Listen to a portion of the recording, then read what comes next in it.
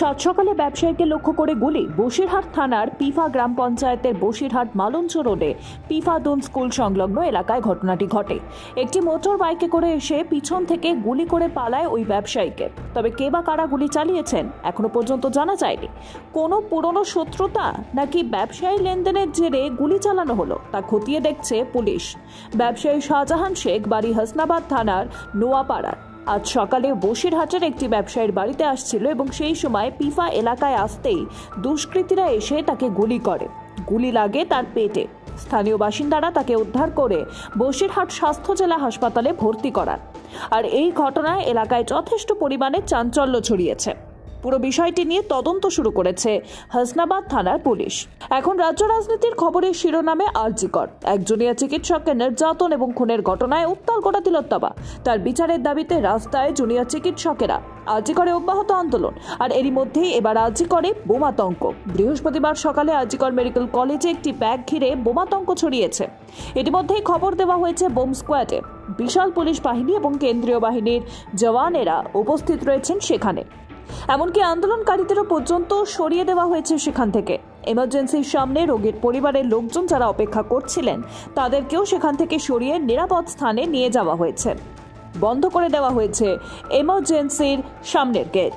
Bardhaman medical কলেজের super Tapas ঘোষের একাধিক পদে অধিষ্ঠিত থাকার বিরুদ্ধে জুনিয়র ডাক্তার এবং মেডিকেল কলেজের ছাত্রছাত্রীরা বর্ধমান মেডিকেলের কলেজের প্রিন্সিপালের অফিসের সামনে বিক্ষোভ দেখান।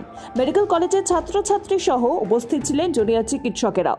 তাপস ঘোষ বর্তমানে প্রিন্সিপাল, হাসপাতালের সুপার এবং ডিন অফ স্টুডেন্টস অ্যাফেয়ার্স হিসেবে দায়িত্ব পালন করছেন। জানিয়ে অভিযোগ তোলা হয়েছিল। তাদের দাবি এক ব্যক্তি এত পদ, এটা কি করে সম্ভব? এক ব্যক্তি এক পদ হওয়া উচিত। বুধবার দুপুরে কলেজ কাউন্সিলিং এর মিটিংয়ে ডাকা হয়েছিল, যেখানে জুনিয়র ডাক্তারদের দাবি না মানা পর্যন্ত অবস্থান বিক্ষোভে সামিল হওয়ার সিদ্ধান্ত জানানো হয়েছে। ডক্টর গৌরাঙ্গ পরামানিক সাংবাদিকদের তিনি বলেন, আমরা অধ্যক্ষ ম্যাডামের কাছে তাপস ঘোষের অপসারণের দাবি করছি। এছাড়াও যেসব ছাত্র অভিজ্ঞদের বিরূপাক্ষ বিশ্বাস বা বিশাল সরকারের সিন্ডিকেটের সাথে জড়িত এবং কলেজের সন্ত্রাস ও ট্রেড তৈরির অভিযোগ রয়েছে তাদের কলেজ হোস্টেল থেকে বহিষ্কার করা হোক যতক্ষণ না তারা নির্দোষ প্রমাণিত হয়। অভিজ্ঞে আরজিকর ঘটনায় 2 দিন পরে আন্দোলন ভেঙে দেওয়ার চেষ্টা করেছিলেন বলে অভিযোগ এবং তিনি ওই দিন মৃতার ঘরেও গিয়েছিলেন বলে স্বীকার করেছেন। আর এই কারণে 11ই অগস্ট রাতে কলেজ ক্যাম্পাসের সমস্ত ফুটেজ সংরক্ষণ করার দাবিও জানানো হয়েছে। আরজিকর কাণ্ডে সুপ্রিম কোর্টের প্রধান বিচারপতি ডিওয়াই চন্দ্রচূড়ের রায়কে উদ্দেশ্য করে কুরুচিকর মন্তব্য সমাজ মাধ্যমে পোস্ট করে সুমিত কুণ্ডু নামে বসিরহাটের এক যুবক। সুপ্রিম কোর্টের প্রধান বিচারপতি ডিওয়াই চন্দ্রচূড় এবং তার স্ত্রী কল্পনা দাসের বিরুদ্ধে এরূপ কুমন্তব্য সমাজ মাধ্যমে প্রকাশের কারণে বারাসাত থানার পুলিশ সুমিত কুণ্ডুকে গ্রেফতার করে বুধবার রাতে। পুলিশ সূত্রে জানা যায়, সুমিত কুণ্ডু তার ফেসবুক প্রোফাইলে লেখেন, সুপ্রিম কোর্টের মহামান্য বিচারপতি ডিওয়াই চন্দ্রচূড় বর্তমানে স্ত্রী কল্পনা দাস। এই কল্পনা দাস আবার বর্তমান স্বাস্থ্য দপ্তরের উত্তরবঙ্গের লবির অন্যতম কর্তা ডক্টর এসপি দাসের ভাইজি। তাহলে বর্তমান পরিস্থিতি সকলেই অনুধাবন করছেন, তাই সুপ্রিম কোর্টের এই বেঞ্চের কাছ থেকে কোনো সদর্থক বিচার আশা করা যায় না বললেই চলে। এই পোস্টে অভিযোগ, সুমিত কুণ্ডুকে বারাসাত থানার পুলিশ বুধবার রাতেই গ্রেফতার করে এবং এই রাতেই তাকে মেডিকেল করাতে নিয়ে যায় বারাসাত হাসপাতালে।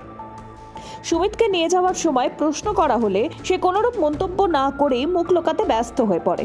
পুলিশ সূত্রে খবর, প্রধান বিচারপতিকে নিয়ে এই ধরনের কুরুচিকর মন্তব্যের কারণে থানায় অভিযোগের পরই তাকে গ্রেফতার করা হয় তার বাসভবন থেকে। বৃহস্পতিবার তাকে বারাসাত আদালতে পেশ করা হয়। রাজ্যে আবারও বোমাতঙ্ক। ভাটপাড়ায় উদ্ধার বেশ কয়েকটি তাজা বোমা।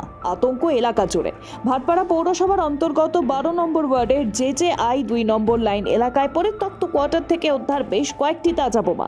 বোমা আতঙ্কে এলাকাবাসীরা। স্থানীয় সূত্রে খবর, একটি পরিত্যক্ত কোয়ার্টারে রাখা ছিল একটি ব্যাগ, আর সেই ব্যাগ খুলতেই বেরিয়ে আসে একাধিক মুখবন্ধ কৌটো। সন্দেহ হয় স্থানীয় বাসিন্দাদের। খবর দেওয়া হয় পুলিশে।